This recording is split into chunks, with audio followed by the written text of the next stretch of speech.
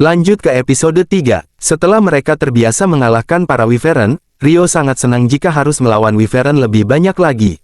Namun Rio malah diomeli oleh Abel, karena itu sangat merepotkan. Memang menguntungkan bagi mereka, bisa menghasilkan uang dari mengumpulkan batu sihirnya.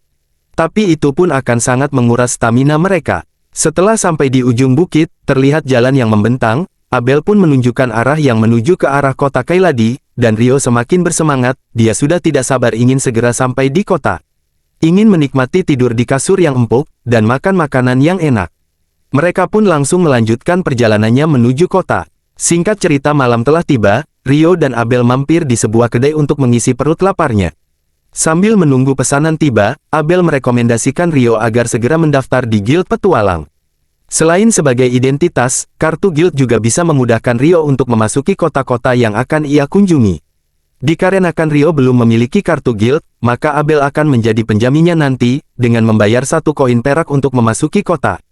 Rio pun berterima kasih kepada Abel, meski caranya yang sedikit konyol. Lalu Abel memberitahu Rio, mengenai batu sihir, selain dapat dijual, itu pun bisa ia jadikan sebagai bahan pelengkap dalam bidang alkemis. Rio yang mendengar alkimia dia nampak sangat tertarik, namun ekspresinya langsung teralihkan oleh seorang pelayan, yang membawa nasi kari. Rio memperhatikan nasi tersebut dengan seksama, lalu dia pun langsung memakannya dengan sangat lahap. Sa, tabeo.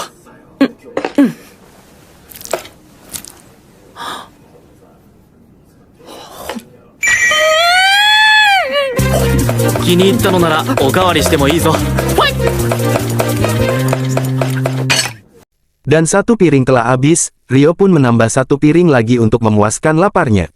Keesokan paginya, mereka melanjutkan perjalanannya menuju kota Lune. Setelah berjalan cukup jauh sambil mengobrol panjang lebar, Rio dan Abel memutuskan untuk beristirahat sejenak, dan makan bekal yang masih tersisa. Singkat cerita sampailah Abel di ujung bukit, dia memanggil Rio, menunjukkan kota tujuannya sudah di depan mata.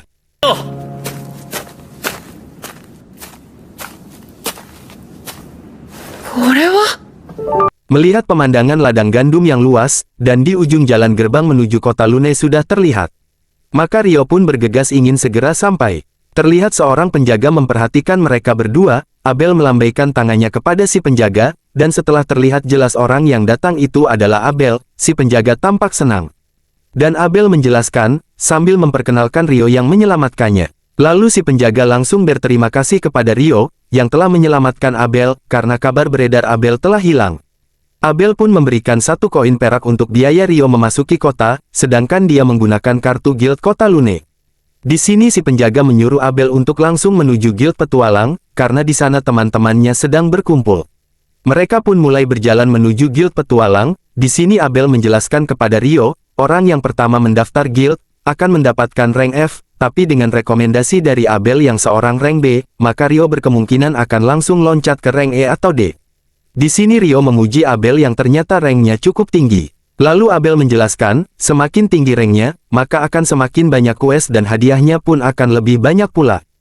Namun Abel tidak khawatir kalau Rio akan kekurangan uang, karena batu sihir yang Rio bawa termasuk bahan langka, dan itu akan sangat mahal jika dijual di guild store.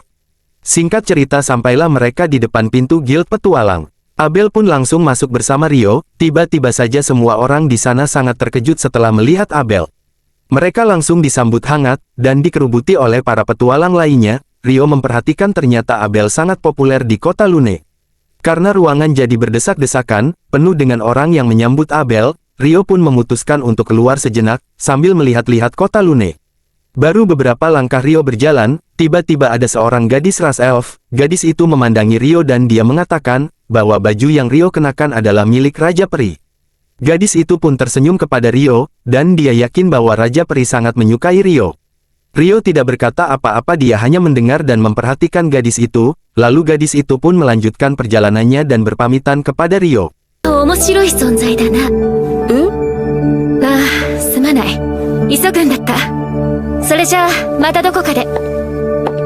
Selagi Rio bengong, tiba-tiba Abel muncul memanggil Rio untuk segera masuk ke dalam Guild Petualang. Di sana Abel memperkenalkan Rio kepada semua orang, bahwa Rio lah yang telah menyelamatkannya. Semuanya pun langsung bersalaman dengan Rio. Mereka berterima kasih atas pertolongan Rio kepada Abel. Terlihat warga kota Lune sangat ramah kepada Rio. Yoroshiku na! リアアベルを助けてくれてありがとな。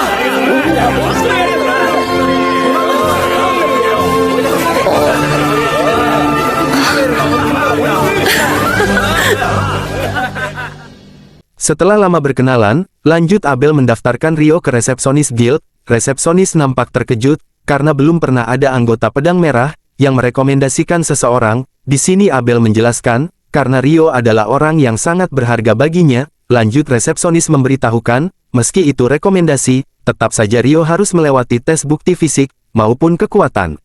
Maka resepsionis itu pun akan mempertemukan mereka dengan ketua guild, untuk persoalan lebih lanjutnya. Rio dan Abel disuruh menunggu di ruang ketua guild. Tidak lama kemudian, datang ketua guild dengan sangat terburu-buru. Mereka pun mengobrol sejenak sampai Abel memperkenalkan Rio, dan ketua guild sangat berterima kasih kepada Rio telah menyelamatkan Abel. Dengan malu-malu Rio mengatakan bahwa itu hanya kebetulan saja, dia ada di lokasi kejadian. それで、そちらの魔法使いは？こいつはリョウ。俺の命の恩人だ。そうか。俺はルンの町のギルドマスター、ヒューマクグラスだ。アベルを助けてくれて、感謝する。あ、いや、たまたまですから。 Lanjut Abel mulai meminta ketua guild untuk mendaftarkan Rio menjadi petualang, dengan rekomendasi darinya sebagai rank D. Di sini ketua guild meminta bukti fisik atau kekuatan Rio, maka Abel pun menceritakan bahwa Rio lebih kuat darinya. Dan Abel menunjukkan batu sihir yang mereka hasilkan saat di perjalanan. Ketua guild memperhatikan dengan seksama, setelah dia menyadari bahwa batu sihir itu hasil dari mengalahkan Wyvern, tiba-tiba ekspresi ketua guild langsung terkejut. Ditambah lagi jumlah batunya yang banyak, sama saja seperti gerombolan Wyvern yang akan menghancurkan sebuah negara. Abel pun menenangkan ketua guild agar tidak perlu khawatir, karena ia melawan para Wyvern itu jauh dari pemukiman, yang tepatnya di selatan Gunung Bencana. Rio yang tidak tahu apa-apa tentang Gunung Bencana Pelanga Pelongo, dan ketua guild menjelaskan, bahwa siapa saja orang yang memasuki wilayah itu, dikabarkan tidak ada yang bisa pulang kembali. Untuk orang biasa bahkan para petualang pun, tidak akan ada yang mau mendekati Gunung Bencana. Lalu Abel dan Rio dapat pulang dengan selamat, bahkan berhasil membawa batu sihir itu, membuat bukti ini lebih dari cukup, untuk Rio langsung loncat ke rank D.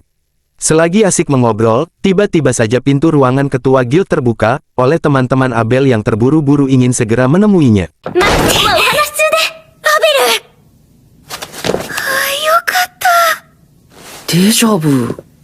Selagi mereka mengobrol, ketua guild mengajak Rio untuk melanjutkan pendaftarannya. Dan Abel mengajak Rio untuk mengunjungi suatu tempat, setelah Rio selesai mendaftar menjadi petualang. Lanjut ke Rio dan ketua guild, di ruangan lain ketua guild, yang mengetahui kemampuan Abel, karena tidak mungkin baginya untuk bisa mengalahkan Wyvern sendirian. Maka dari itu ketua guild meyakini, bahwa Rio adalah orang yang sangat terampil. Dan itu sudah cukup untuk memenuhi syarat sebagai rank D. Ketua guild pun menepuk pundak Rio cukup keras, dia nampak keheranan, meski Rio seorang mage, tapi Rio pun memiliki tubuh yang sangat kokoh. お前さんの力が相当だってことだ。間違いなく D 級登録できる実力さ。いた。お前さん魔法使いらしいが、体も結構鍛えてるな。Tidak lama kemudian resepsionis datang, sambil membawa perlengkapan untuk kartu guild. Selagi ketua guild mengurus dokumen tentang Rio, resepsionis pun mulai wawancara tentang Rio. Karena Rio orang baru di kota Lune, maka setiap anggota petualang baru, akan diberikan asrama untuk sementara waktu tinggal, selama 300 hari ke depan.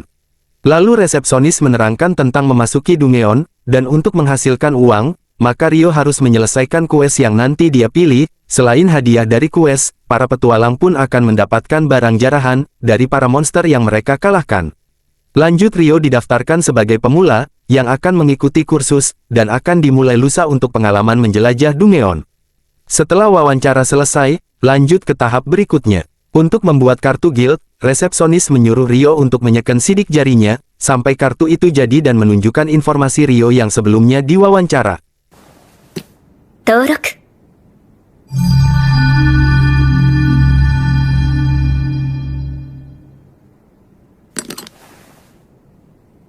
どうぞ。 Tidak lama akhirnya kartu guild petualang Rio telah selesai. Sekarang Rio telah resmi jadi seorang petualang kota Lune. Setelah resepsionis selesai dan pergi, ketua guild yang sangat bersyukur atas kepulangan Abel, maka dia akan menyebarkan berita ke seluruh kota, bahwa Abel telah kembali. Singkat cerita, Rio pun dijemput oleh Abel, dan Abel ingin mengajak Rio mengambil hadiah karena telah memandunya menuju kota Lune. Juga Abel ingin membelikan Rio baju baru dan tongkat sihir, sebagai tanda terima kasihnya.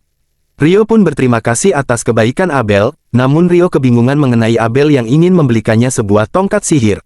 Di sini Abel menjelaskan karena Rio seorang mage, maka Rio memerlukan tongkat sihir. Namun di sini Rio menjelaskan bahwa dia bisa menggunakan sihir dengan baik tanpa perlu tongkat sihir. Sedangkan ia juga suka bertarung menggunakan pedang. Lanjut Abel menanyakan di mana pedang Rio. Rio pun menunjukkan pedang pendek di pinggangnya, yang membuat Abel kebingungan, karena menurutnya itu lebih terlihat seperti pisau. 剣なのかあれそれより、アベルに聞きたいことがあります。実は、根本的なことをいろいろ知らないことに気づきました。 Singkat cerita Rio pun selesai berbelanja, di sini Rio memikirkan sesuatu yang janggal, karena di dunia sekarang banyak kesamaan dengan di bumi, seperti mengukur panjang atau lebar, dengan hitungan meter atau sentimeter, satu hari sama dengan 24 jam, belum lagi makanan di sana tersedia nasi kari.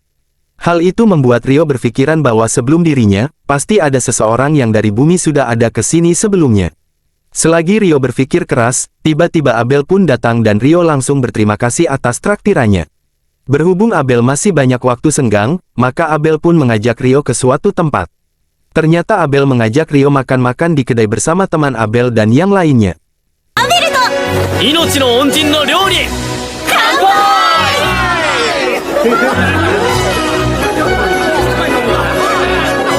Untuk merayakan kedatangan Abel kembali. Singkat cerita keesokan paginya, Rio sedang berjalan bersama resepsionis guild menuju asrama. Sampai di kamar yang dituju mereka, di sana pun sudah ada dua orang petualang pemula, yang mendiami kamar tersebut.